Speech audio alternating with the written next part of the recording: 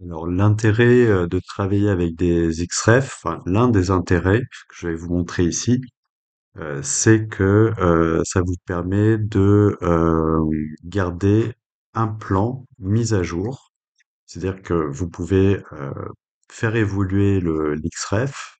Imaginons qu'il y a un changement dans le plan masse ici, dans l'XREF.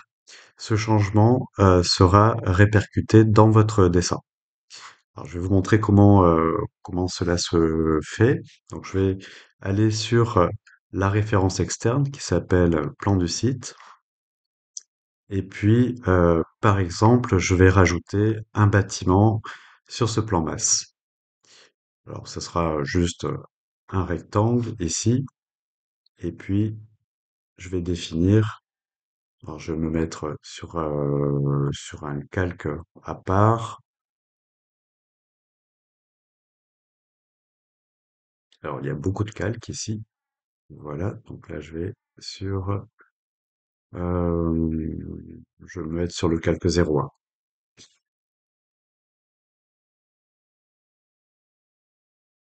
Je dessine un bâtiment, alors je vais le mettre en valeur hein, pour qu'on puisse le voir. Par exemple ici, je vais mettre une hachure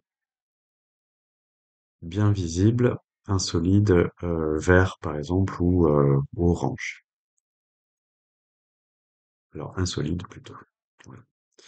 Alors important pour que cette modification du plan initial ou du plan masse initial se répercute, il faut que évidemment celui-ci soit enregistré. Donc je vais enregistrer le plan du site.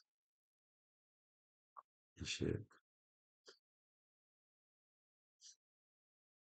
enregistré. Je reviens sur mon dessin de travail. Vous avez une notification qui apparaît ici, qui vous permet de recharger le plan du site.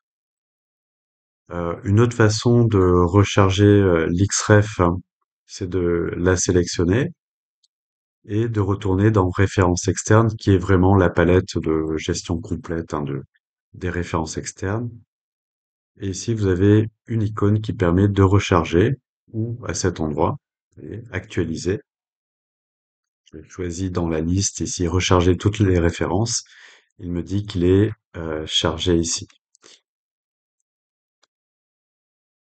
Donc la modification a bien été prise en compte dans le dessin puisque je vois effectivement apparaître le plan.